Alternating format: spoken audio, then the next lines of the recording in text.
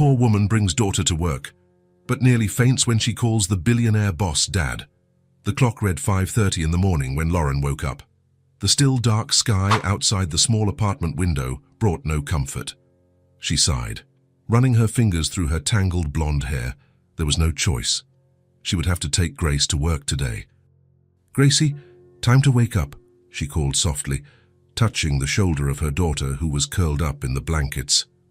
The 6-year-old girl opened her bright eyes, identical to her mother's, and frowned. "Is it time for school?" Lauren shook her head.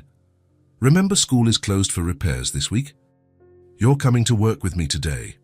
The apartment was small, just 2 rooms besides the bathroom, but Lauren kept everything impeccably clean. After all, it was what she did best. While she prepared a quick coffee and sandwiches for lunch, she watched Grace put on her school uniform, even though she didn't have to. "Why are you putting that on, sweetie?" "Because I want to look serious at your work," Grace answered with that childlike logic that always melted Lauren's heart.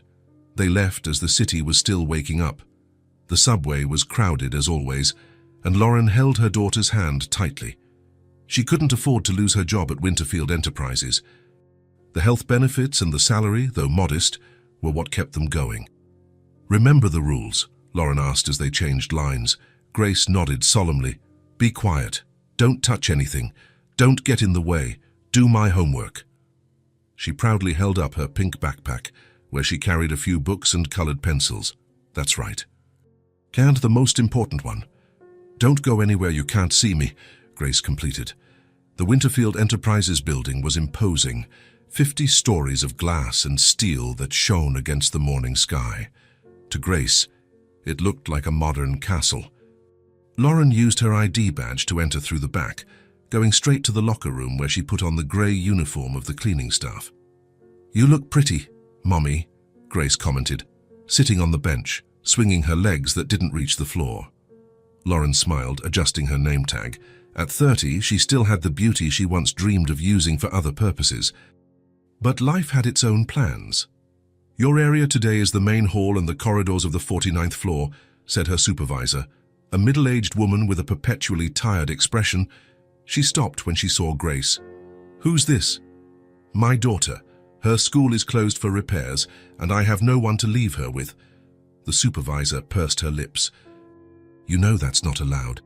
Please, Carol. It's just for this week. I promise she won't be a bother." Carol looked at Grace, who smiled shyly. She sighed. "All right, but if anyone from management complains, I can't do anything." The main hall of Winterfield was immense, marble floors, glass walls, and a circular reception desk in the center. It was early, and only a few employees hurried past, ignoring the blonde woman polishing the handrail of the main staircase. Grace sat on a nearby bench with her coloring book. From time to time, she would look up to watch her mother, who worked methodically, moving with quiet efficiency. "Mommy," Grace called softly as Lauren approached. "That man looks like a prince." Lauren followed her daughter's gaze. Her heart nearly stopped. It was James Winterfield, the owner of the company himself, known for his sternness and for rarely appearing on the lower floors. Tall, with perfectly styled dark brown hair and a suit that probably cost more than 6 months of her salary, he was walking through the lobby, talking to 2 executives. "Shh, honey, keep coloring."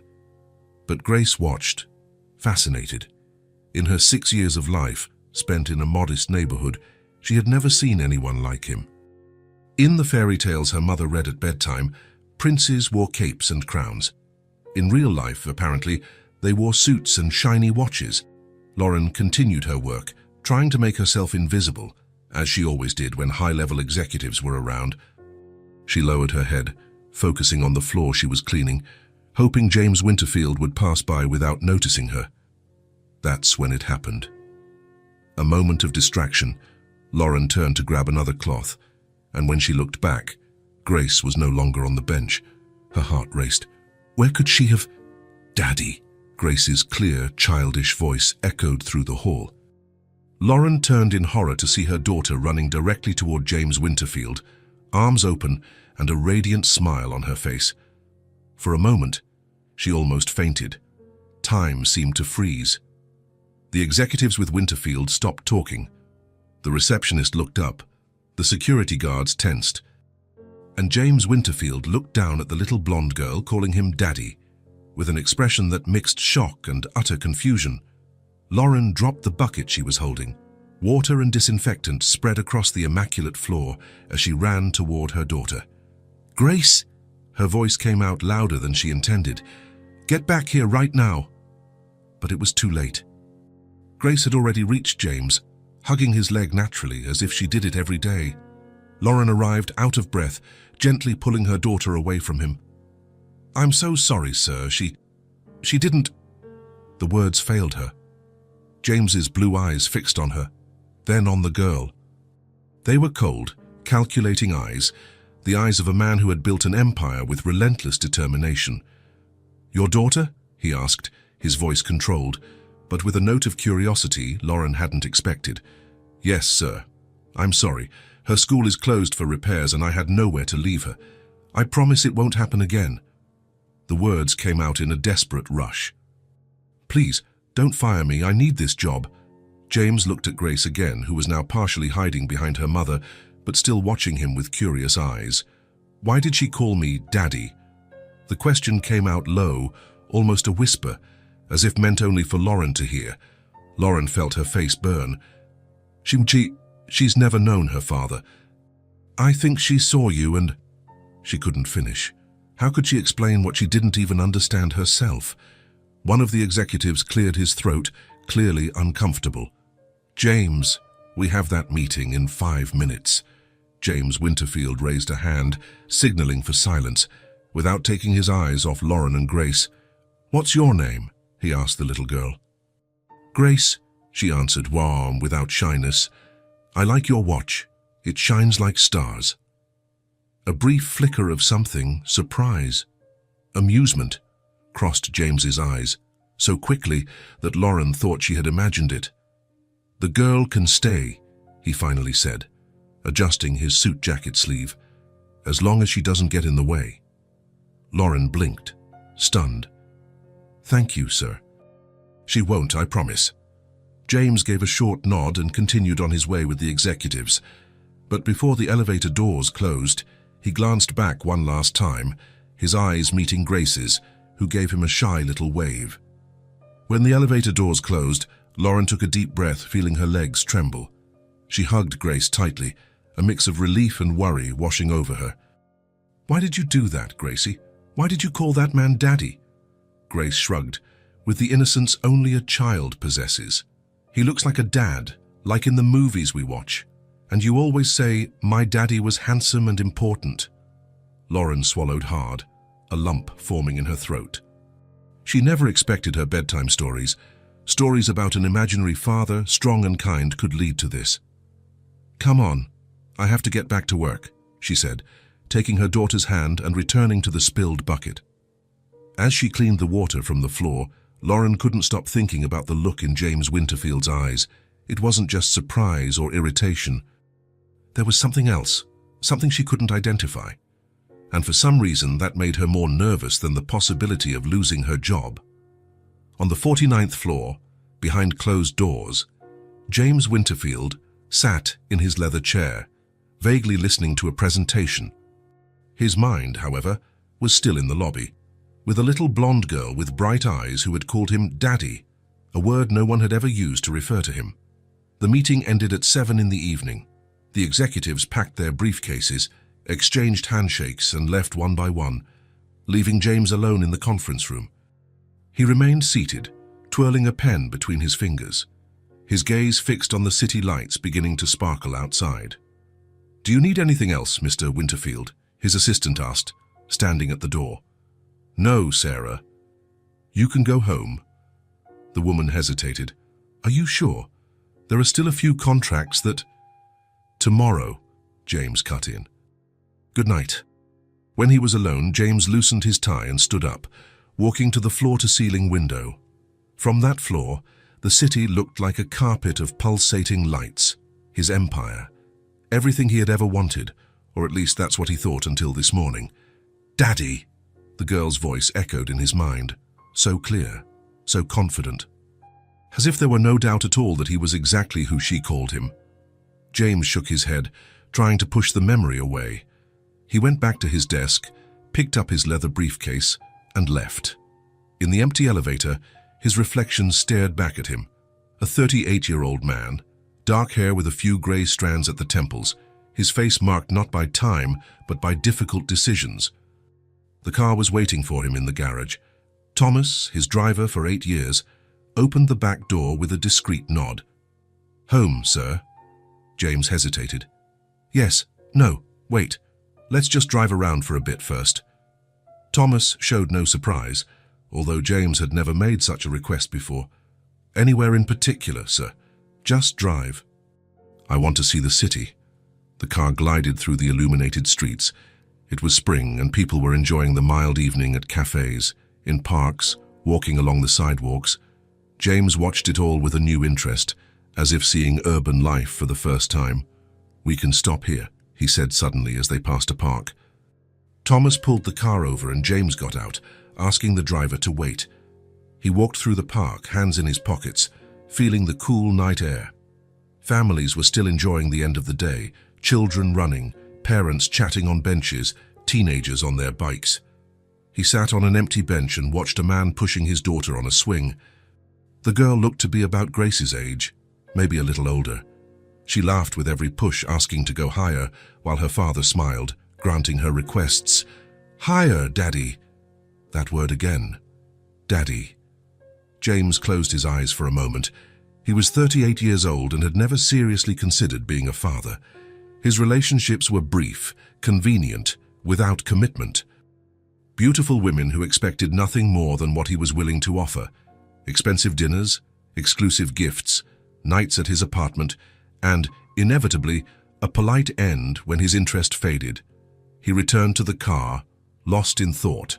"Home now, sir?" "Yes, Thomas." James's apartment occupied the top 2 floors of an exclusive building. A 4,000-square-foot penthouse with panoramic views, minimalist decor, and art selected by a professional curator. The perfect place for a successful man. A place that had never felt as empty as it did that night. James left his briefcase on the glass table in the living room, took off his jacket and poured himself a whiskey.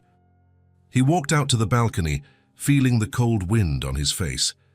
Below, the city continued its nightly dance of lights and movement. His cell phone rang. It was Derek, one of his executives. "James, I'm with the guys at Meridian. We've got a table waiting. Coming for a drink." It was Thursday, happy hour night with the board, a weekly ritual he never missed.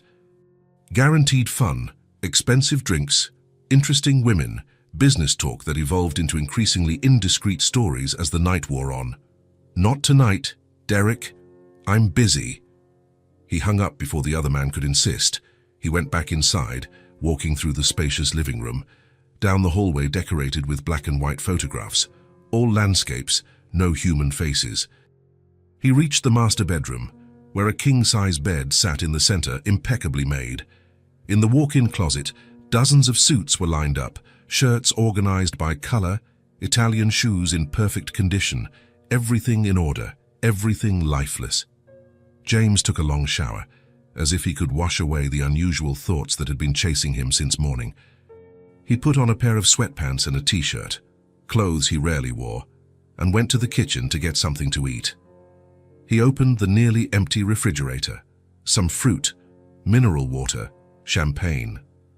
The chef he hired for special occasions had left a few pre-made meals in clear containers, each with precise heating instructions. James grabbed one without paying attention to the contents. While he waited for the microwave, he leaned against the marble counter. His gaze fell on the newspaper he had left there that morning. On the business page, a picture of him next to an article about the latest acquisition by Winterfield Enterprises. The serious face, the direct stare at the camera, the laudatory words highlighted. James Winterfield, the business genius who transformed a family company into a global conglomerate. James Winterfield, the business genius, the man who had everything, except someone to call him Dad. "Daddy!" Grace's voice echoed in his mind again. So spontaneous, so full of a confidence he had never experienced in his personal relationships. Such a simple word, Yet it carried so much weight. A call from one human being to another that transcended any contract, any negotiation, any corporate title. James turned off the microwave before it finished. He wasn't hungry. He went back to the living room, sat on the Italian leather sofa, and stared into space in silence. For the first time in years, perhaps for the first time in his adult life, James Winterfield allowed himself to question his choices. The path he had taken to get where he was, what he had left behind. He had built an empire. He was respected, envied. He had enough money for 7 lifetimes, but that night, alone in his luxury apartment, he felt strangely empty. Will I ever have a family? He thought, surprising himself. Will I have someone to call me Dad? The question hung in the air, unanswered. James Winterfield, the man who always had answers for everything, who solved any problem with ruthless efficiency, couldn't answer a simple question about his own future, his own heart. Outside, the city continued its rhythm, and inside the silent apartment, a man faced the emptiness of a life built only for success, never for affection. The next morning, Lauren woke up earlier than usual. The restless night had left dark circles under her bright eyes. She couldn't stop thinking about the incident with James Winterfield. Even though he had allowed Grace to stay, the fear of losing her job hadn't left her. "Do we still have to go to work?" Grace asked, rubbing her eyes as she sat at the small kitchen table. Lauren smiled, trying to hide her worry. "Yes, sweetie. The school is still closed for repairs, remember?"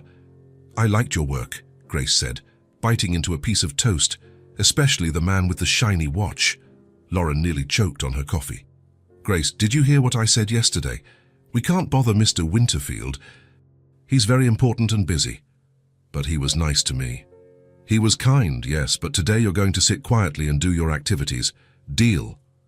Grace nodded, though her eyes twinkled in a way Lauren knew well, that look of someone planning something. They arrived early at Winterfield Enterprises. Lauren breathed a sigh of relief when she got her assignment for the day. The 32nd and 33rd floors, far from the main lobby and, more importantly, far from James's office. Maybe she could get through the day without running into him. "You're staying here today, in the corner of the break room," Lauren explained to her daughter, settling her into a chair at the back of the employee break room on the 32nd floor. "I have to clean all the offices on this floor, so you'll wait here, okay?" "Okay, Mommy." Lauren arranged the children's books and Grace's small pencil case on the table. "I'll be back soon to check on you. And remember, don't leave here, don't make noise, don't get in the way," Grace completed with a sigh. Lauren smiled, kissed her daughter's forehead, and left, pushing her cleaning cart. The 32nd floor was nearly empty at that hour, just a few employees arriving, making coffee, turning on computers. Lauren worked quickly, moving in and out of offices efficiently, always keeping an eye on the clock. Every half hour, she returned to the break room to check on Grace, who was quietly coloring in her activity book. On the third check, however, the girl seemed restless. "What's wrong, sweetie?" "I'm bored," Grace replied, pouting. "I've already finished all the pages in my book," Lauren sighed. She still had 5 more offices to clean on that floor. "Try drawing something on the back of the pages or read one of the stories. I promise we'll be done soon," Grace agreed, but her enthusiasm was gone. Lauren went back to work, worried. It was only the second day, and the week was still long. When she finished the 32nd floor, she took Grace to the 33rd. The routine repeated, the girl in the break room, Lauren working office by office. But this time, while cleaning a conference room, Lauren heard a buzz of conversation in the hallway. She peeked through the door and saw a group of executives getting out of the elevator. Her heart stopped when she recognized James Winterfield among them. "Was the meeting moved to this floor?" he was asking someone. "Yes, sir. The projection system in the 49th floor conference room is having issues." Lauren quickly stepped back into the room, praying they wouldn't notice her. She continued cleaning, her back to the door, when she heard footsteps approaching. "This room is occupied," said James's unmistakable voice. Lauren turned, holding the cleaning cloth like a shield. "I'm just finishing up, sir. 2 minutes and the space will be free." James watched her for a moment, and Lauren was sure he recognized her. No rush. The meeting doesn't start for another half hour. He left, and Lauren breathed a sigh of relief. She finished cleaning as fast as she could and went back to the break room to check on Grace. The girl had just finished her sandwich. "Grace, we need to move. There's going to be an important meeting on this floor." "Where are we going to stay?" "In the service hallway. Just for a little while, until the meeting is over." Lauren set up a little spot for Grace in the narrow hallway that led to the emergency stairs. It wasn't ideal, but at least she would be out of the executive's sight. "Stay here and don't make any noise, okay? Mommy will be done with work soon." Grace nodded, but her eyes already showed her growing boredom. Lauren returned to her work with a heavy heart. It wasn't fair to subject a 6-year-old to this. 30 minutes later, when she went back to check on her daughter, she found the hallway empty. "Grace," she called, trying to control the panic in her voice. "Grace, where are you?" She went out into the main hallway, looking in every direction.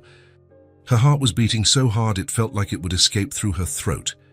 That's when she heard her daughter's unmistakable laugh coming from the conference room. Lauren ran over, stopping abruptly at the slightly open door. The room was occupied by James Winterfield and 6 other executives, all seated around the large oval table. And their aunt at the opposite end from James, sitting comfortably in a swivel chair far too big for her, was Grace, drawing in a new, colorful notebook. The girl seemed perfectly at ease, surrounded by men in suits who, surprisingly, seemed to accept her presence. One of them even leaned over to look at her drawing, smiling. Lauren froze, unsure what to do. That's when James looked up and saw her standing at the door. With a discreet gesture, he motioned for her to come in. "Your daughter found us just as we were about to start," he explained calmly, as if a child's presence in an executive meeting were the most natural thing in the world. I'm so sorry," Lauren stammered. "Grace, come on, we can't interrupt Mr. Winterfield's meeting." "But he gave me a new notebook," Grace protested, holding up the item. A hardcover notebook with gold spirals and thick, clearly expensive pages. Next to it was a box of professional colored pencils, the kind Lauren could never afford. "And he said I could stay here and draw." Lauren looked at James, confused. He maintained his neutral expression, but there was something different in his eyes. "It's all right," he said. "We're just discussing numbers and projections, nothing she can't hear." He paused, then added, "And nothing she'll understand, anyway." One of the older executives chuckled, breaking the tension. "She'll probably understand more than half of our shareholders." "Can I stay, Mommy, please?" Grace pleaded, with those eyes that were impossible to resist. Lauren hesitated. This wasn't a normal situation, but refusing might seem ungrateful. "Only if you stay quiet and don't get in the way, I promise," James nodded, as if the matter was settled, and turned his attention back to the documents on the table. "Shall we begin, gentlemen?"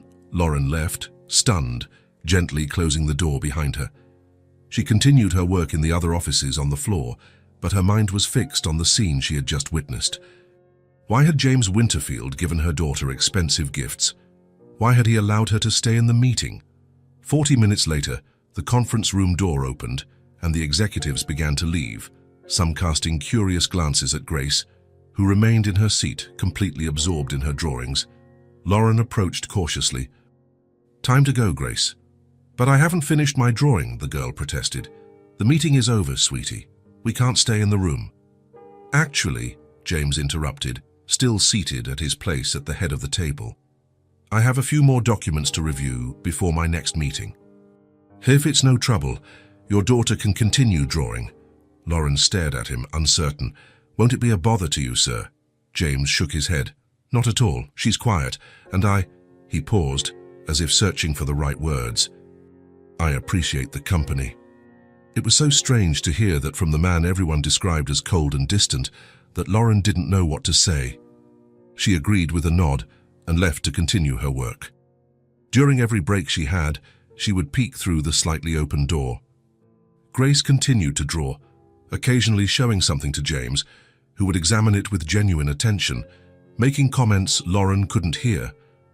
One time when she looked, she witnessed something extraordinary. Grace had walked around the table and was standing next to James, showing him a drawing. He looked, said something, and then, to Lauren's utter surprise, he laughed. Her genuine laugh that completely transformed his austere face. Lauren stepped back, feeling as if she had witnessed a miracle. In 6 years of working at Winterfield, she had never seen James Winterfield laugh. At the end of the workday, when she went to get Grace, she found the girl putting away her new colored pencils with reverent care. "Look, Mommy. I drew our house and Mr. James said it was very pretty." Lauren looked at the drawing, a simple house with flowers in the yard, she and Grace holding hands, and a very blue sky above them. It was a typical child's drawing, but done with the care of someone trying to impress. "Mom, it is beautiful, sweetie," Lauren agreed, avoiding looking at James, who was putting documents into his leather briefcase. "And I drew him too," Grace announced, showing another paper. Lauren took the drawing carefully. In it, Grace had depicted James in his dark suit and with a gold watch on his wrist, much larger than the real one, and a wide smile on his face. Next to him, Grace had drawn herself holding his hand. Below, in her childish handwriting, she had written, "My friend James." Lauren's heart tightened. What was happening? Why was one of the most powerful and unapproachable men in the city showing such kindness to her daughter? "She has talent," James commented, approaching. Lauren looked up, trying to read his expression. "Thank you, sir, and thank you for the notebook and pencils. You didn't have to." "It was my pleasure," he interrupted. Then, with an almost shy glance at Grace, he added, "It's been a long time since I met someone as honest in their opinions as your daughter." Grace beamed with pride. "I told Mr. James he should smile more because he looks handsome when he smiles." Lauren felt her face burn. "Grace." But James just smiled, that rare smile again. "And she's right. I get a lot of advice from my executives, but none as valuable as that." A strange, almost comfortable silence settled between them. Lauren was the first to break it. "We need to go. Thank you again, Mr. Winterfield." "James," he said, surprising himself as much as Lauren. "You can call me James." Lauren blinked, confused. "Yes, sir. I mean, James." As they were leaving, Grace turned and waved. "See you tomorrow, Mr. James." "See you tomorrow, Grace," he replied, with a formality that seemed strangely fitting for a conversation with a 6-year-old. On the subway home, Grace talked non-stop about her day, about her drawings, about how Mr. James had said she drew better than many adults. Lauren listened in silence, still trying to process what had happened. It was as if her daughter had inadvertently broken down a wall that kept James Winterfield distant from everyone around him. "Mommy," Grace called as they arrived at the apartment. "Why does Mr. James look sad even when he's not sad?" Lauren looked at her daughter, surprised by the insightful question. "What do you mean, sweetie?" "His eyes. Sometimes he smiles, but his eyes are still sad. Like Max in my class when he says he's okay, but he really misses his grandma who died." Lauren sat down, pulling Grace onto her lap. She was always surprised by her daughter's ability to see beyond appearances. "I don't know, Gracie. Maybe Mr. James is sad on the inside." "Why?" "Sometimes people are sad even when they have everything," Lauren answered, thinking out loud. "Maybe he's lonely." "How can he be? He has lots of people working for him." "Yes, but that's not the same as having friends or family." Grace became thoughtful, and then her eyes lit up. "I can be his friend." Lauren opened her mouth to explain why that wasn't possible, why there was an impassable chasm between people like them and people like James Winterfield. But something stopped her, the image of his face transformed by laughter as he looked at Grace's drawing. "Maybe you already are," she said simply, hugging her daughter tighter. That same night, miles away in his luxurious apartment, James Winterfield sat in his private office. On the polished mahogany desk, among financial reports and contracts, was the drawing Grace had made of him, a copy he had asked to be made, which the girl had proudly given him. He looked at that simplified figure of himself, a man in a suit with a smile that was too big and a disproportionately large gold watch. Beside him, the little blonde girl with bright eyes, holding his hand. James touched the paper with his fingertips, feeling an emotion he couldn't name. All day, from the moment he had seen Grace sitting alone in the hallway with her coloring book already completely filled, he had felt compelled to do something. The simple gesture of buying a notebook and colored pencils from the ground floor stationery store had triggered something unexpected. The genuine joy on the girl's face when she received the gifts, her concentration as she drew, her honest and direct comments, it had all affected him in a way he hadn't expected. For the first time in years, James Winterfield had felt pleasure in something that wasn't related to business or achievements. Just the simple satisfaction of seeing a child happy because of a gesture he had made. He carefully put the drawing in a drawer. He didn't know what was happening to him, but he knew he wanted to find out. The week progressed, and Grace's presence in the halls of Winterfield Enterprises became almost normal. Employees now greeted her with smiles. Some even brought her candy or small gifts. The little blonde girl with sparkling eyes had carved out an unlikely space for herself in that corporate environment. On Thursday, James had an important meeting with foreign investors. He wore his best suit, an impeccable Italian tie, and carried a briefcase with charts and projections carefully prepared by his team. The meeting lasted 3 hours, tense negotiations, tough questions, moments of strategic silence. When it finally ended, with firm handshakes and promises of future contacts, James felt mentally exhausted. He left the conference room, discreetly loosening the knot of his tie. He needed a moment of peace before the next meeting. That's when he saw Grace sitting alone on a bench in the hallway, swinging her legs that didn't reach the floor. The girl had the notebook he had given her open on her lap, but she wasn't drawing. She was staring out the window with a bored expression that James recognized, the same one he saw on his own face during endless board meetings. "Where's your mother?" he asked, approaching her. Grace turned, her face lighting up when she recognized him. "She's cleaning the big bathroom. She said it would take a while and asked me to wait here." James checked his watch. He had 40 minutes until his next meeting. An unexpected idea came to his mind. "Have you had lunch yet?" Grace shook her head. "Mommy said we're going to eat in a little bit." "I have a better idea," James said, surprising himself. "How about a special snack?" Grace's eyes lit up. "What kind of snack?" "A secret snack," he replied, lowering his voice as if sharing confidential information. "In my office. Can I bring my notebook?" "Of course." James held out his hand, which Grace took without hesitation. James had never brought a child to his private office before. In fact, he rarely brought anyone besides his closest executives. The place was his sanctuary, where he made the company's most important decisions.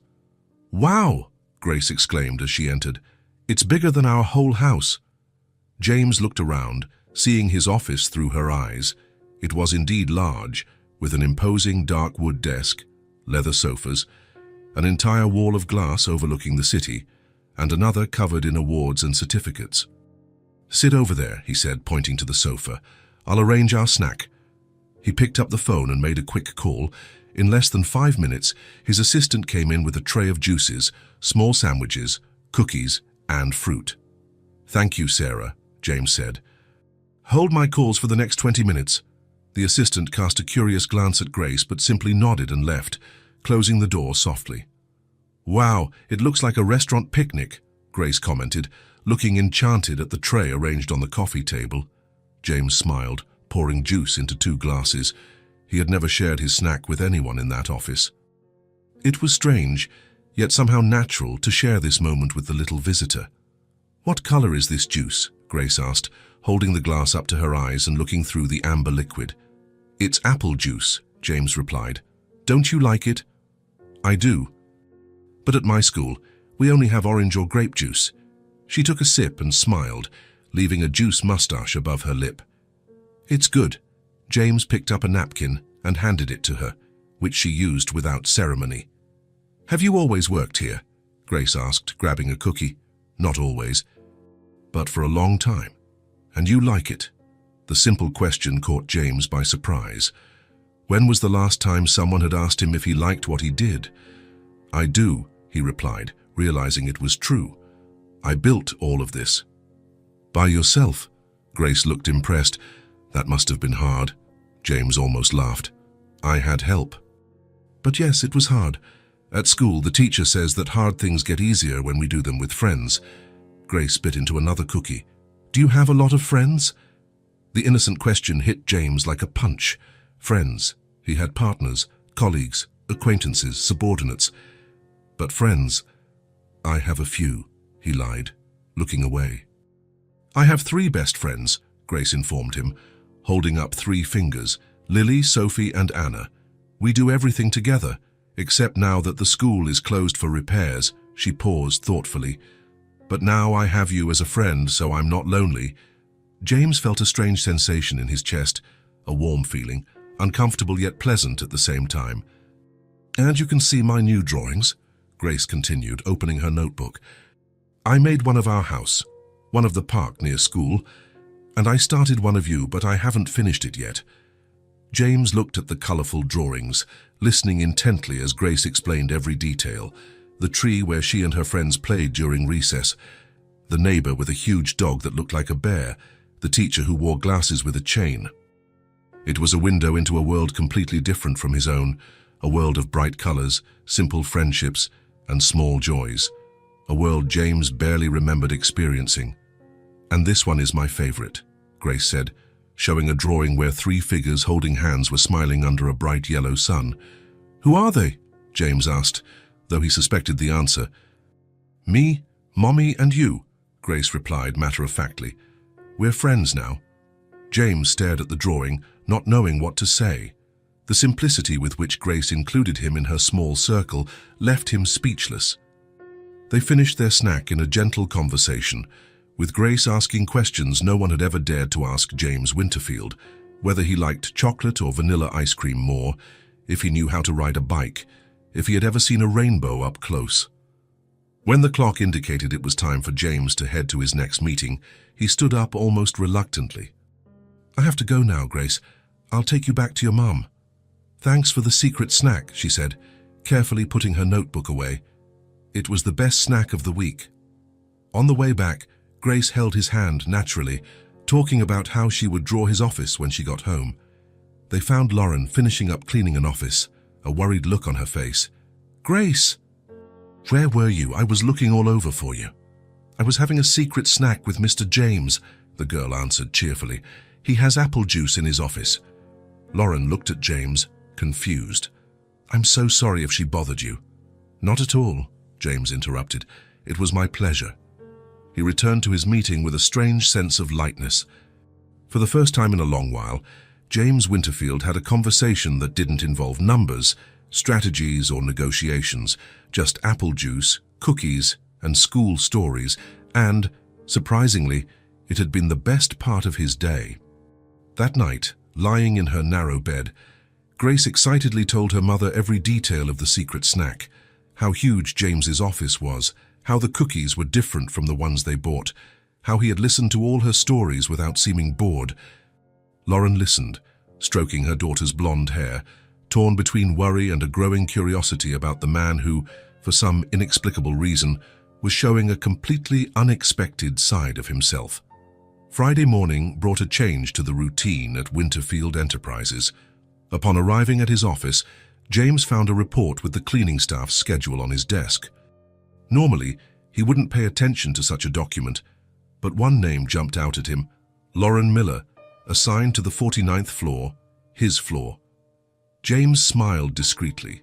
He hadn't planned this, but he felt a strange satisfaction. For the past few days, Grace had occupied his thoughts in a surprising way. The girl's sincerity, her spontaneous joy, were like a breath of fresh air in his meticulously organized life. And now, without realizing it, he was starting to wonder about her mother, the woman raising this extraordinary child. As he reviewed contracts and took calls, his eyes often drifted to the door, catching glimpses of Lauren working in the hallway. For the first time, he truly watched her. Lauren moved with a quiet efficiency. There were no wasted movements, nothing theatrical. She worked with a dignity that James had never noticed before. When she came into his line of sight, she was always focused, serious, sometimes exchanging gentle words with Grace, who accompanied her with her sketchbook. During a particularly tedious video conference, James saw Lauren cleaning the windows of the adjacent meeting room. The morning sun streamed through the panes, illuminating her profile. He was surprised to notice she was beautiful, not in a flashy way, but with a serene beauty that the grey uniform couldn't hide. The same bright eyes as Grace, the same determined curve of her lips. "Mr. Winterfield, are you still with us?" The executive's voice on the screen brought James back to the meeting. "Yes, continue," he replied, forcing himself to focus on the numbers again. Later, as the morning neared its end, James went to get a coffee. In the hallway, he found Grace sitting on the floor drawing, while Lauren meticulously cleaned the wooden wall panels. "Good morning," he greeted, stopping beside them. "Good morning, Mr. James," Grace replied, looking up with a smile. "Do you want to see my new drawing?"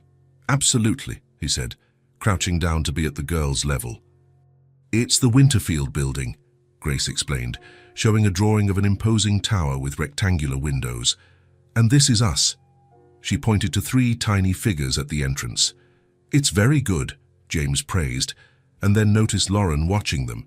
"Your daughter has talent." "Thank you," she replied with a restrained smile. "She's always loved to draw."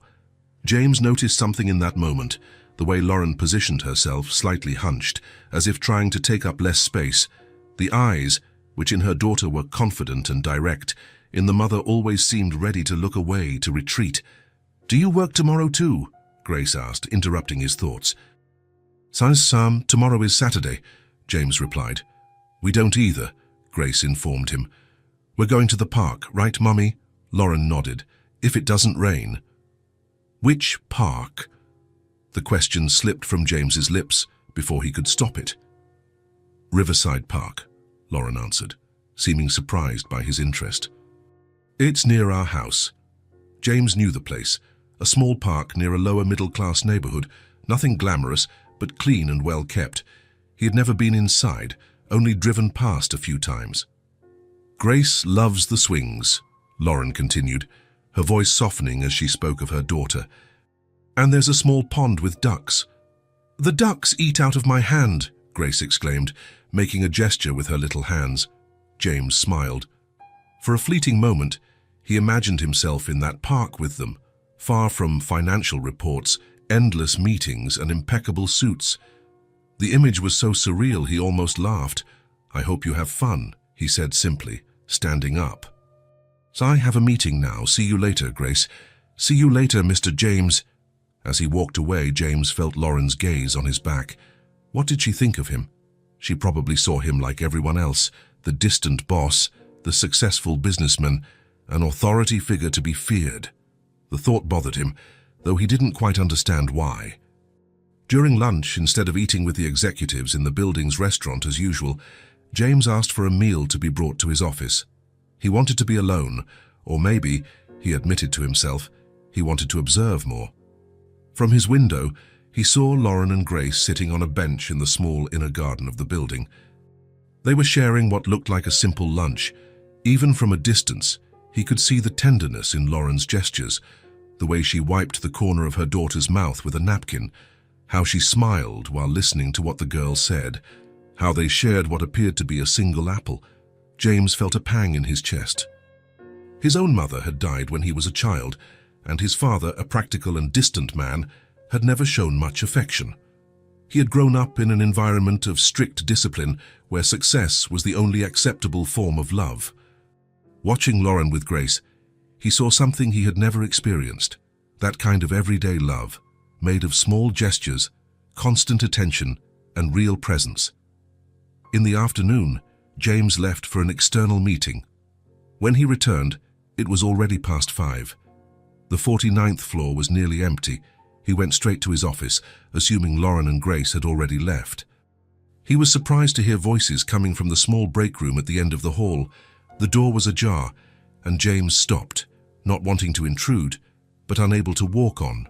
"Mommy, why don't we have a daddy like other families?" Grace's voice was clear, innocent. There was a brief silence before Lauren answered. "Some families are different, sweetie. We have each other, and that's what's most important. But Lily has a daddy who takes her to ride her bike, And Sophie has one who tells funny stories. I wish I had a dad so much." James felt his heart clench at the sadness in the girl's voice. He should walk away, give them privacy, but his feet felt glued to the floor. "I know it's hard sometimes," Lauren said, her voice soft. "But we're strong together, aren't we?" "Yes," Grace replied, without much conviction. "But what if we had someone else, like Mr. James? He's nice to me." James held his breath. He felt like an intruder, but he couldn't move. "Mr. James is your friend, and that's very special," Lauren answered cautiously.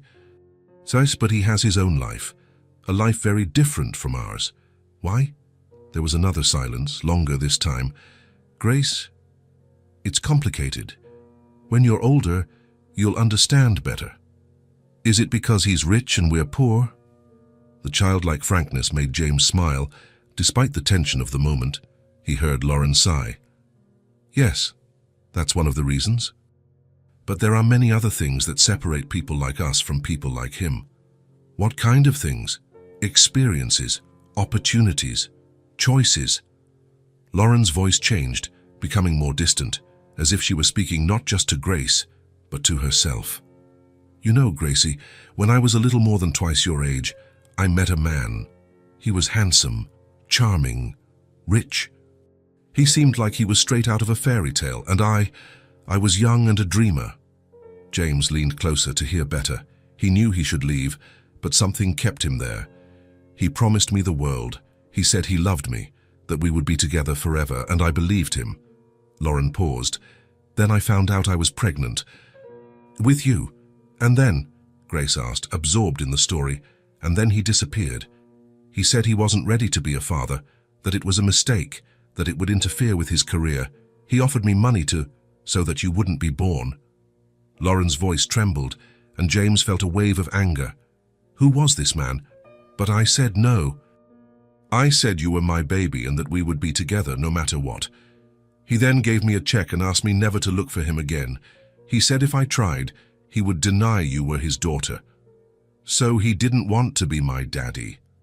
Grace's small voice was filled with pain. "He didn't deserve to be your daddy, Gracie. A man who can't see the miracle that you are doesn't deserve to be a part of your life." James felt a lump in his throat. The strength of this woman, the dignity with which she spoke of such a deep betrayal, touched him in a way he hadn't expected. "Since then, it's just been the two of us," Lauren continued. "And you know what? I've never regretted it. Not for a second. You are the best thing that has ever happened to me. Even when it's hard sometimes." "Even when it's hard sometimes," Lauren confirmed. "Because when I look at you, I see everything that is good and beautiful in the world."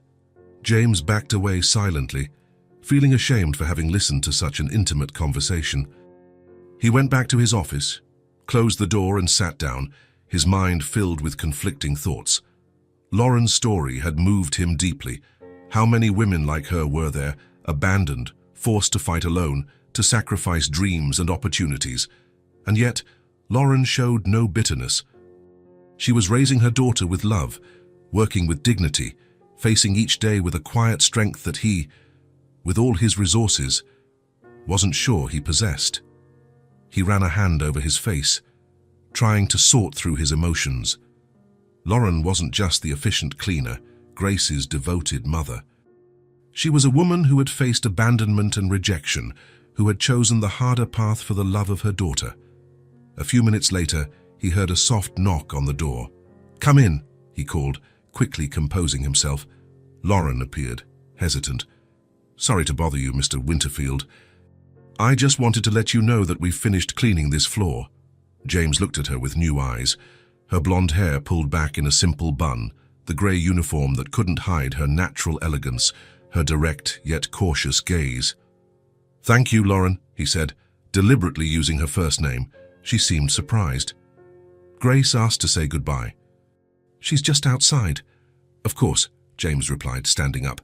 "And Lauren, I mean Miss Miller." "You can call me Lauren," she said with a small smile. "Lauren," he repeated, the name feeling strange on his lips. "I wanted to say that you have a wonderful daughter." Her face lit up. "Thank you." "She really is. And that says a lot about you," James added, not knowing exactly why he felt the need to say it. "About the kind of mother you are." Lauren blushed slightly, clearly uncomfortable with the praise. "I do the best I can." "And it's enough," James said, with a conviction that surprised him. More than enough. For a moment, their eyes truly met, not the quick, evasive glance of an employee and boss, but a look of recognition between two people. James saw something in her eyes, a mix of confusion, gratitude, and something more, something he couldn't identify. The moment was broken when Grace appeared at the door, her sketchbook clutched to her chest. "Mr. James, I drew a picture of your car. Do you want to see?" "I'd love to," he replied, turning his attention to the girl. As Grace proudly showed him her drawing of the black Mercedes she had seen in the garage, James realized Lauren was watching them with a thoughtful expression. For the first time, he was seeing the woman behind the uniform. And what he saw intrigued and moved him at the same time. Lauren Miller wasn't just Grace's mother, the efficient employee. She was a woman of extraordinary strength who had faced abandonment with her head held high and built a dignified life for herself and her daughter. And for some inexplicable reason, James wanted to be a part of that life. The day was over. James drove his car through the illuminated city, the lights reflecting on the glass like artificial stars. He hadn't asked Thomas, his driver, to pick him up. He wanted to be alone, to feel the control of the vehicle, to have time to organize the thoughts that wouldn't leave him. He arrived at the building where he lived, a tower of glass and concrete that stood out in the urban landscape. The doorman greeted him with respect, opening the car door while another employee rushed to park it. "Good evening, Mr. Winterfield." "Good evening, Richard." The private elevator took him directly to the penthouse. When the doors opened, James entered his domain, the apartment that had cost more than many entire companies. He dropped his keys on the marble table in the hall, took off his jacket, and loosened his tie. Silence. It was always like this when he came back. No voice, no sound other than the quiet hum of the air conditioning. He went to the modern and impeccable kitchen, which he had never really used. He opened the fridge, took out a bottle of water, and poured himself a glass. On the counter, a briefcase with documents he had brought to review. More work, always more work. But that night, the idea of burying himself in financial reports seemed strangely meaningless. He walked out to the large balcony, from where he could see the entire city. Down below, thousands of lives were unfolding, families eating dinner together, children being put to bed, couples talking about their day. And there he was, at the top, isolated from it all. He went back inside and stopped in front of the minimalist bookshelf, where he kept the few photographs he owned. His father, serious and formal, in a graduation photo, himself receiving an Entrepreneur of the Year award. A photo of the Winterfield team in front of the new headquarters. No photos of friends, no family other than his deceased father, no pets. No sign that anyone really mattered to him, or that he mattered to anyone beyond the business world. James poured himself a whiskey and sat on the leather sofa, staring into the emptiness of the room. Normally, he would turn on the television to fill the silence, or review documents, or make calls to international contacts in different time zones. But that night, all he could think about was Lauren and Grace. The conversation he had overheard haunted him. The courage of that woman, abandoned while pregnant, choosing to raise her daughter alone, working any job available to provide a roof and food. And yet, she maintained her dignity, her kindness, raising a cheerful and vibrant child like Grace. Grace. James smiled at the thought of the girl, her colorful drawings, her direct questions, the way she looked at him without fear or adulation, just with genuine curiosity and that childlike trust he didn't deserve, but which touched him deeply nonetheless. He closed his eyes, remembering the shared snack, the school stories, the drawing where the three of them appeared holding hands under a bright yellow sun, a world so far from his own, yet somehow it felt more real than anything he had ever achieved. James stood up, restless. He walked through the apartment that had always seemed perfect to him, and now suddenly revealed itself as cold, impersonal. The expensive works of art on the walls, chosen by decorators, not for personal taste. The elegant furniture, but with no history or meaning. Nothing there spoke of who he was beyond his financial status. In the bedroom, he opened the nightstand drawer and took out the drawing Grace had given him. Himself in a suit, with a smile that was too big and a disproportionately large gold watch. The only object in the entire apartment that someone had made especially for him, with no ulterior motives, expecting nothing in return. He returned to the living room, holding the drawing. He sat down again, looking at the childish strokes. How could a piece of paper with colorful scribbles mean more than all the certificates and awards on his wall? James thought of Lauren, her bright eyes like her daughter's, the way she worked with quiet dignity, how she spoke to Grace with a patience and love he had never experienced in his own childhood. He thought of the story she had told, the pain she must have felt being abandoned, the courage she had to move on. And then, a realization hit him like a wave. In the last few days, since Grace had run into his life calling him Daddy, something had changed inside him. The meetings seemed less important, the numbers less urgent. It was as if a veil had been lifted, showing the superficiality of everything he had considered essential. The hours he had spent with Grace and Lauren, listening to simple school stories, sharing a snack, looking at colorful drawings, had been the most genuine he had lived in years, perhaps in his entire adult life. With them, I don't feel empty, he murmured to himself, surprised by the simple truth of those words. It's like the weight of the world gets lighter. Maybe this is what I've always been looking for. James stood up, with a clarity he hadn't felt in a long time. His entire adult life had been dedicated to building, conquering, accumulating. Success, power, professional respect. But for what? To come home every night to an empty apartment, with no one to share victories or defeats with. He looked out at the city through the window again. Somewhere down there, in a small apartment, Lauren was probably reading a story to Grace before bed. A modest home without luxuries, but full of something all his money couldn't buy. Real connection, genuine love, a purpose beyond work. For the first time in years, James Winterfield allowed himself to imagine a different life. A life where success and power were not the ultimate goal, but just tools for something greater. The possibility of being part of a family, of belonging to someone, of mattering beyond the title he held. He placed Grace's drawing on the table, decided tomorrow would be Saturday, the day Lauren and Grace were going to Riverside Park. Perhaps, James thought, as he finally got ready for bed, it was time for him to get to know that park too. Saturday dawned sunny, perfect for a trip to the park. Lauren was finishing up in the kitchen while Grace, already dressed in her favorite denim overalls, was putting crackers in a small bag to feed the ducks. "Mommy, can we bring more today? Last time the ducks wanted more." Lauren smiled, drying her hands on a dish towel. "All right, but remember not to give too much to the same duck. They all deserve some." The apartment's intercom buzzed, surprising them. Lauren frowned. They rarely had visitors, especially in the morning. "Ms. Miller?" The doorman's voice came through the receiver. "There's a gentleman down here asking for you, James Winterfield." Lauren froze, the towel still in her hands. "What?" "James Winterfield," and the doorman repeated, and Lauren could hear the surprise in his voice. He had probably never seen someone like James in that simple building. "Should I send him up?" "Is it Mr. James?" Grace exclaimed, jumping up and down next to her mother. "Did he come to visit us?" Lauren hesitated for only a second. "Yes, Carlos, please send him up." She hung up the intercom and looked around, suddenly aware of the apartment's simplicity, the worn-out sofa, the walls that needed a new coat of paint, the mismatched furniture. What could James Winterfield be doing here? The doorbell rang and Grace ran to the door. "I'll get it." "Grace, wait." Lauren caught up to her, nervously fixed her hair, and opened the door.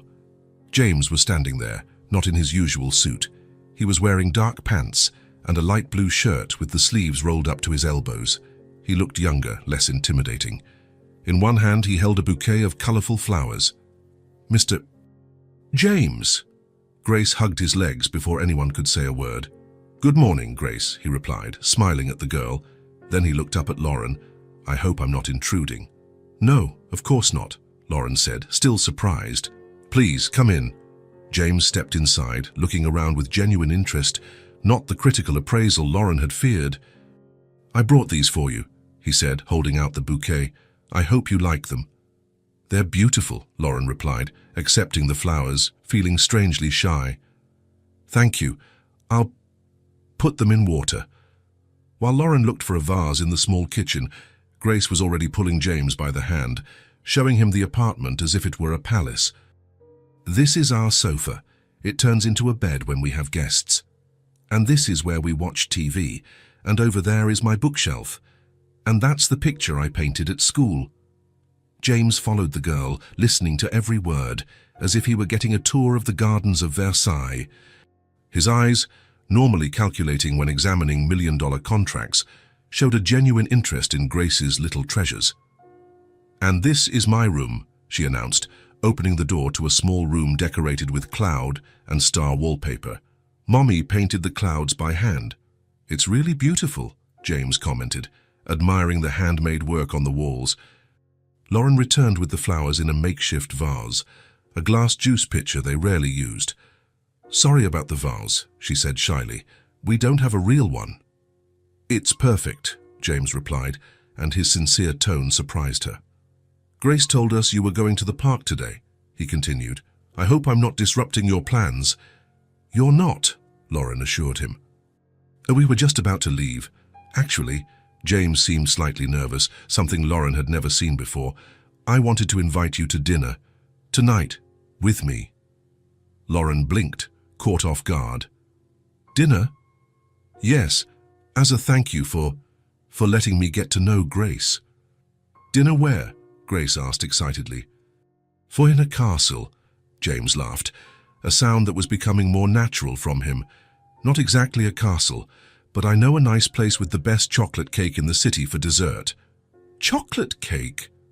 Grace's eyes sparkled. Can we go, Mommy? Please. Lauren hesitated. Go out to dinner with James Winterfield, her boss, the man who owned half the city.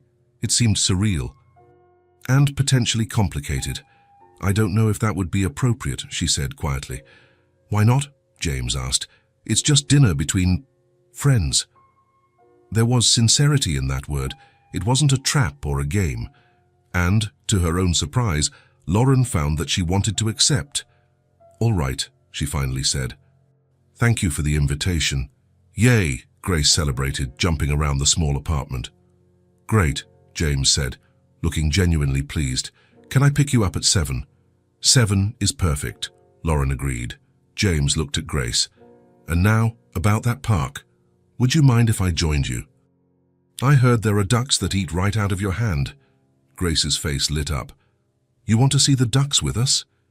If your mother doesn't mind, Lauren smiled, suddenly feeling light. Of course I don't mind.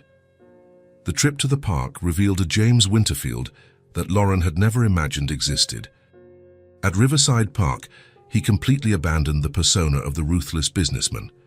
He pushed Grace on the swing, running to catch her on the other side, making her laugh hysterically. He bought popsicles for the three of them when a street vendor passed by, and he chose grape without hesitation when Grace asked what his favorite flavor was. I actually haven't had a popsicle in years, he admitted to Lauren as Grace ran off toward the ducks. Not since college, maybe. Looks like you're making up for lost time, Lauren commented, watching him lick the popsicle that was already melting on his fingers. James looked at Grace, who was now carefully crouching to offer crackers to the ducks. Maybe I am, he replied, with a thoughtful expression. When they fed the ducks, James meticulously followed Grace's instructions on how to extend his hand without scaring them. Lauren watched, fascinated, as the powerful James Winterfield knelt on the grass, his hand outstretched with bits of cracker, marveling like a child when a brown duck finally accepted his offer. "Thank Mommy," Grace exclaimed proudly. "I taught Mr. James perfectly." "You're a great teacher," Lauren agreed, exchanging a look with James that seemed to hold an entire unspoken conversation. When they parted ways, with the promise of dinner later, Lauren still felt like she was in a strange and pleasant dream. As if she had stepped into a story where social and hierarchical barriers didn't exist, where a man like James Winterfield could spend the morning feeding ducks with them. At 7 o'clock sharp, the doorbell rang. Grace was already ready, wearing her best dress, light blue with small embroidered flowers. Lauren had opted for a simple, dark green dress that highlighted her eyes. It was the best thing she had in her wardrobe, saved for special occasions that rarely came up. "You look beautiful, Mommy," Grace said, as Lauren put her hair up in a simple bun. "You do too, sweetie," Lauren replied, trying to control the nervousness growing in her stomach. James took them to a restaurant Lauren would never have dared to enter on her own. It wasn't overtly luxurious, but it had an understated elegance that spoke of exclusivity. To her surprise, he had reserved a table in a quieter area, with comfortable chairs and a cozy atmosphere. "I chose this place because it has a really good kids' menu," James explained as the maitre d' led them to their table. "And also because no one will bother us here." Grace looked at everything with wide eyes. The chandeliers, the pristine tablecloths, the waiters in formal attire. "It looks like a princess restaurant," she whispered to her mother. Lauren had expected to feel out of place, but James had a way of making her feel at ease. He suggested dishes, discreetly explained which silverware to use, but never in a way that made Lauren feel inadequate. The dinner went by with an ease Lauren hadn't expected. Grace, initially impressed by the setting, soon reverted to her usual chatty self, telling James about her school, her friends, and the book the teacher was reading to the class. "And in the next school play I'm going to be a tree," she announced, while eating her spaghetti with exaggerated care to avoid staining her dress. "A tree?" James asked, leaning in with interest. "What kind of tree?" "A magic tree. I stand still, but when the princess needs to hide, I open my arms like this," Grace demonstrated, nearly knocking over her juice glass. "And she's protected." "That sounds like a very important tree for the story," James commented seriously. Lauren watched the interaction, feeling a strange sensation in her chest. James Winterfield, the businessman feared by executives on 3 continents, was completely absorbed in a conversation with a 6-year-old about her role as a magic tree. And the most surprising part, he seemed genuinely interested. "You know," Lauren commented while Grace was distracted by dessert, "I've never seen anyone but me listen to Grace with such attention." James looked at her, surprised. "How could you not? She's fascinating." He paused. "She reminds me that there's a world beyond spreadsheets and contracts. Her real world." As Grace enthusiastically dug into her chocolate cake, James turned to Lauren. "She's extraordinary," he said in a low voice. "She has your strength." Lauren felt her face grow warm. "Thank you. She's my everything." "I can tell." James paused. "You know, I've been watching you two, the bond you have. It's something rare." "We're just an ordinary family," Lauren replied, fidgeting with her napkin. "No," James disagreed gently. "There's nothing ordinary about you." When they arrived at the apartment, Grace was already yawning, her eyes heavy after the day's excitement. "Time for bed, little lady," Lauren said, opening the door. "But I want to show Mr. James my other drawings," Grace protested sleepily. "Maybe another day," James promised. "I'm not going anywhere." And surprisingly, he didn't. In the days that followed, James became a constant presence in their lives. At first, it was small visits. He would stop by to bring a book he thought Grace would like, or flowers for Lauren. Then, he started showing up with grocery bags. "I was just passing by the market," he would say, as if it were perfectly normal for the owner of Winterfield Enterprises to shop at a regular supermarket. "You don't have to bring things every time you come," Lauren protested once, as he placed fresh fruit in the fruit bowl. "I know I don't have to," he replied simply. "Yes, I want to." Soon, James was having dinner with them regularly.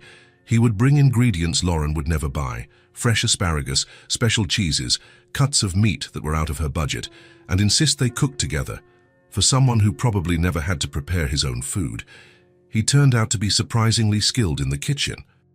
One night, when Lauren mentioned the kitchen faucet was dripping, he showed up the next day with a toolbox. He spent an hour trying to fix it, with Grace as his assistant, handing him the wrong tools and giving unlikely advice. I think we need a professional, he finally admitted, laughing at his own incompetence. At least you tried, Lauren consoled, pouring him a cup of coffee. That's more than most would do. James looked around the small kitchen, with its faded floral curtains and loudly humming refrigerator. I like it here, he said suddenly. It's a real home. One evening, after they had dinner together, Grace fell asleep on the sofa while they were watching an animated movie. Lauren carried her to bed, returning to find James looking at the photographs on the bookshelf. Baby Grace, a younger Lauren, some school trips. She's lucky to have you, he said when Lauren came back. I'm lucky to have her, Lauren corrected, sitting down on the sofa. She saved me as much as I saved her. James sat next to her at a respectful distance. For a moment, they were silent. It wasn't uncomfortable, just calm, as if they didn't need to fill the air with words. You know, he began finally, looking at his own hands, I wasn't born rich. Lauren looked at him, surprised. James Winterfield was practically synonymous with privilege and power. People assume I was, he continued, that I was born with everything, that I've always had it all.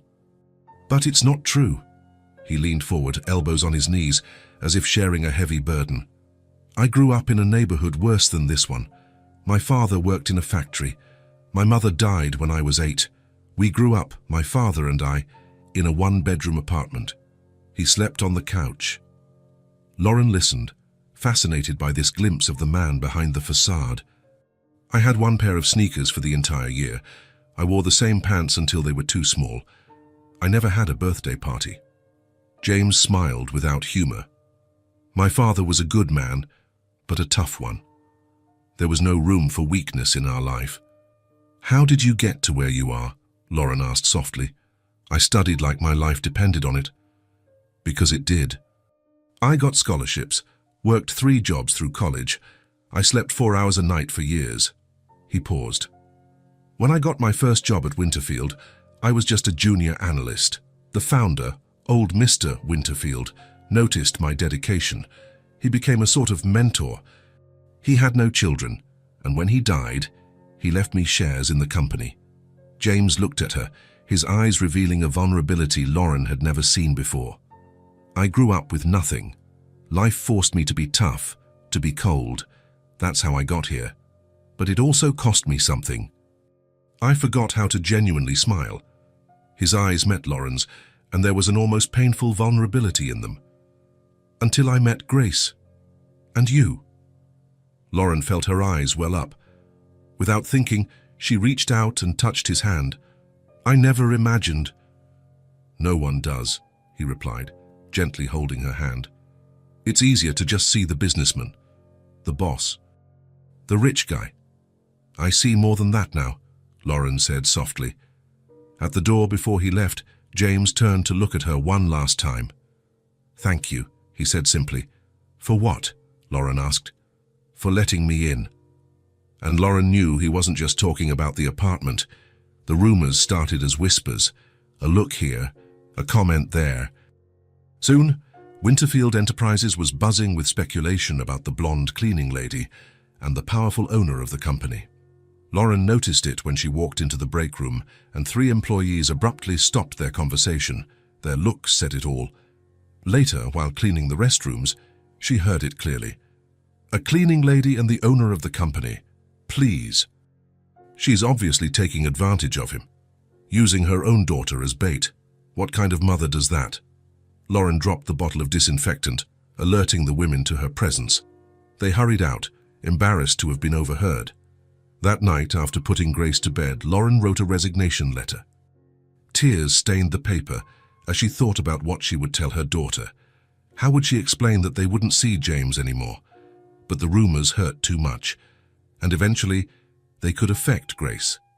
The next morning, she arrived early to give the letter to her supervisor. Passing by the conference room, she heard James's voice, unusually sharp. Unacceptable behavior. I will not tolerate this kind of toxic environment in my company. It's just office gossip, an executive replied. Just gossip. They are slandering a dedicated employee, a single mother who works harder than anyone in this room.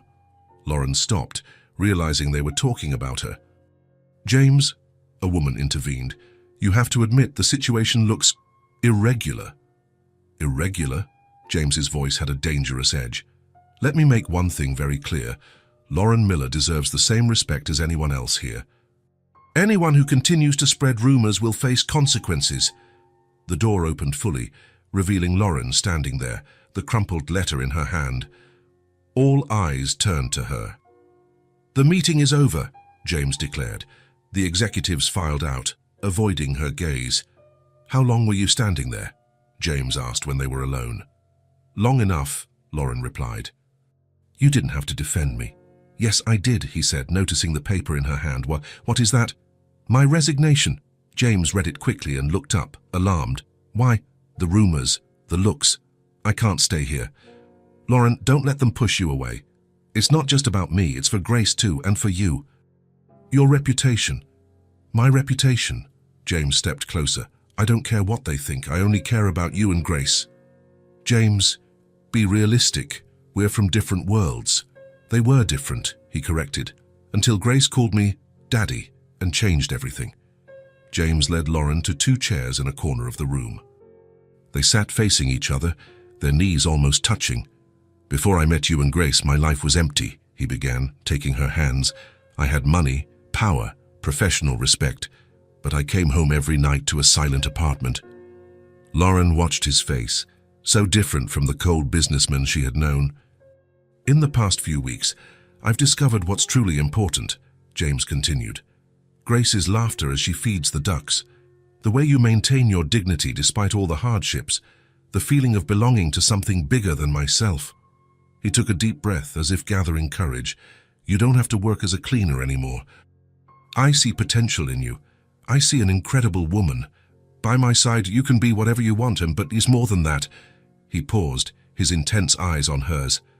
"I want you and Grace with me. I want to build a real family." Lauren felt the air leave her lungs. "James, you can't be serious." "I've never been more serious in my life," he replied. "I've spent years building a company, accumulating wealth, and for what? To have no one to share it with." James wiped away a tear that was trickling down Lauren's cheek. "Until I met you two, I didn't know what I was missing." "People will talk," she whispered. "Let them talk. What matters is what we feel. And what do you feel?" "I'm in love with you, Lauren Miller." "I'm in love with you too," she admitted. "But I'm scared." "We can be scared together, like a family." Lauren thought of Grace, of how the girl's face lit up when James arrived, of how the 3 of them seemed complete together. "Yes," she finally said, smiling through her tears. "I want to try." James kissed her softly, a kiss that sealed a promise, the beginning of something new. When they parted, Lauren saw the resignation letter in his hands. "I don't think I'll be needing this anymore," she said, tearing the paper into pieces. "Grace is going to be so happy," she whispered. "Then we'll be 3 happy people," James replied. "A real family." Chapter 12. The circle is complete. The decision of where to live sparked long conversations. James's penthouse apartment was spacious and luxurious, with panoramic city views, valuable art and furniture signed by famous designers. Lauren and Grace's small apartment was cozy, with colorful walls and memories in every corner, but also with problematic plumbing, limited space, and a rent that had always strained Lauren's budget. Each place represented different worlds, one of material wealth, the other of emotional richness. "I want you to come live with me," James said one evening, as the 3 of them had dinner at Lauren's small kitchen table. "There's enough space for everyone, and you'd be more comfortable." Grace's eyes widened, her spoonful of mashed potatoes paused in mid-air. "Does your house have a pool?" "Lily has a pool in her building." James smiled. "It does. And a rooftop garden where we can plant flowers, maybe even strawberries." "Wow," Grace exclaimed. Then she frowned thoughtfully. "But what about my stars?" "What stars, sweetie?" James asked. "The ones Mommy painted on my ceiling. I can't sleep without them." Lauren touched James's arm. "They're glow-in-the-dark stars. I painted them when she was 4 and afraid to sleep alone." James looked at them both. understanding that this wasn't just a change of address, but of an entire life. His apartment, with all its luxury, had never truly been a home. It was more of a status symbol, a place to spend the nights between workdays. "What if we did things differently?" he suggested. "What if I changed my apartment to be more like yours? We'd keep what you love, just in a bigger space. And Grace could choose what she wants her new room to look like." The girl's eyes lit up. "Can I have a purple wall?" James laughed. "Purple, green, whatever you want." Lauren squeezed his hand across the table. "Are you sure? Your apartment is so elegant and completely lifeless," James completed. "I want a home, not a decoration magazine cover." And so, in the following weeks, James Winterfield's luxurious penthouse underwent the most surprising transformation the building had ever seen. The renowned interior designer, who had always handled his decor, nearly had a breakdown when James explained what he wanted. "Less minimalism, more color," James instructed. "I want it to look like a place where people actually live, not a museum exhibit." One of the guest suites was transformed into a child's room, with one purple wall and the others in a soft shade of yellow. On the ceiling, Lauren painted entire constellations that glowed in the dark, recreating the night sky from the old room, but in an expanded and even more beautiful version. James insisted that Lauren choose the new living room furniture, replacing the Italian leather sofas with more comfortable and inviting pieces. The minimalistic rarely used kitchen came to life with colorful utensils, plants in the windows, and Grace's drawings fixed to the refrigerator with magnets. The formal dining room was replaced with a round wooden table where they could share meals without the formality that James had always hated, but never questioned. "You don't have to change everything for our sake," Lauren protested, watching workers remove valuable works of art to make room for framed family photos and Grace's drawings. "I'm not changing it out of obligation," James replied, hugging her by the waist as they watched the transformation. "I'm creating a home, our home. And I've discovered I never really had one until now." Moving day was chaotic and exciting. Grace ran from room to room, discovering spaces that seemed endless compared to the small apartment where she had always lived. Lauren, more restrained, organized the few things she had brought, trying to find her place in this new world. "First time I left this wall empty," James said, showing her a space in the living room. "I thought you could put your favorite photos here, and maybe some new ones, of the three of us together." Lauren looked at the space, then at the man beside her. "You've really thought of everything, haven't you?" "I tried," he replied with a shy smile. "I want you to feel at home here. For this to be our place, not just mine where you're staying." Adjusting to the new life required changes from everyone. For James, accustomed to solitude and silence, the bustling mornings with Grace getting ready for school were a delightful challenge.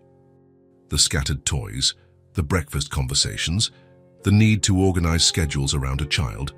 It was all new and surprisingly fulfilling.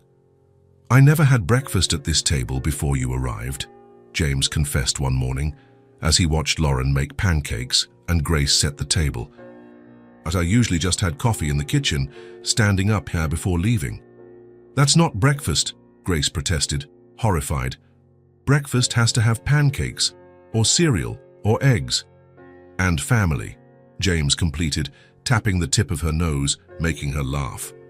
For Lauren, used to doing everything on her own, it was strange to have someone to share responsibilities with. In the first few weeks, she insisted on preparing all the meals, cleaning every room, as if she needed to justify her presence there. "You don't have to prove anything," James said gently one morning, taking the vacuum cleaner from her hands. "You're not here as an employee, Lauren. You're here as my partner. My love." For Grace, having a man in the house, a quasi-father, was a novelty that filled her with questions and expectations. "Are you taking me to school today?" she would ask every morning, jumping on the bed where James and Lauren were still sleeping. "I can pick you up too," he would reply, pretending to hide under the pillow while the girl laughed. "And then we can stop for ice cream." "James, don't spoil her too much," Lauren would warn, trying to sound serious but failing in the face of their conspiratorial smiles. Lauren watched these interactions with a mix of joy and amazement. James, who commanded one of the largest companies in the country, now set aside his mornings to take Grace to school. The man who closed million-dollar deals now dedicated his evenings to reading children's stories, doing different voices for each character, creating alternate endings that made Grace giggle. As the weeks went by, they established routines that further united this unconventional family. Dinners together every night, without exception. James made a point of leaving the office on time, something he would never have considered before. Outings on Sundays, always starting at Riverside Park, where it all began. Movie nights at home on Fridays, complete with popcorn and blankets on the living room sofa. "Your phone hasn't rung today," Lauren commented one Sunday as they walked through the park, Grace running ahead to feed the ducks. "I turned it off," James replied simply. "I've discovered the world doesn't end if I'm unreachable for a few hours." He smiled, lacing his fingers through hers. "Some things are more important." On a rainy Saturday afternoon, the three of them were in the kitchen baking cookies. Grace, wearing an apron almost bigger than she was spreading flour everywhere while trying to roll out the dough. Lauren was patiently teaching her how to use the rolling pin, while James, equally covered in flour, was sorting the cookie cutters. "These are for you, Mommy," Grace said, pointing to the heart-shaped cookies. "And these," she continued, pointing to the star-shaped ones, "are for Dad." The sudden silence made Grace look up. James was staring at her with an expression that mixed surprise and deep emotion. "What's wrong?" Grace asked, confused. Did I do something wrong?" "No, sweetie," Lauren said, her voice soft. "It's just that you called James Dad." Grace looked from one to the other, thoughtful. "But he is, isn't he? You said dads are people who take care of us, who love us, and are always there. That's what he does." James knelt in front of her, his eyes misty. "Sigh, Gracie. Are you sure you want to call me that? It's a very special word." The girl nodded as if it were the simplest thing in the world. "I'm sure. On the inside, that's what you are." She touched his chest with her small, flour-dusted hand, leaving a white mark on his dark shirt. "Dad," James hugged her tightly, lifting her off the floor, not caring about the flour spreading all over his clothes. "Thank you," he whispered into her blonde hair. "It's the best thing anyone has ever called me." Lauren, leaning against the kitchen counter, watched the scene with tears in her eyes. The circle was complete. What had started as an innocent mistake, a child calling a stranger Daddy, had transformed into the purest truth. That night, after Grace had fallen asleep under the painted constellations on her ceiling, Lauren and James stood on the balcony, watching the city lights below, sharing a glass of wine and the comfortable silence of those who have finally found their place. "I never imagined we would have this," Lauren confessed, nestled in his arms. "A complete family." "I always had everything," James reflected, "and at the same time, I had nothing that truly mattered. Money, power, success, none of it filled the emptiness. And now I have everything that truly matters." He kissed the top of her head. "I have you." "And my family," Lauren smiled, snuggling closer to him. "Grace was right from the beginning, you know. That first day when she called you Daddy in the company lobby, somehow she saw what the rest of us couldn't see yet." "The wisdom of children," James agreed. "They see past appearances, straight to people's hearts." They stood in silence for a moment, just feeling each other's presence, the peace of finally belonging somewhere, to someone.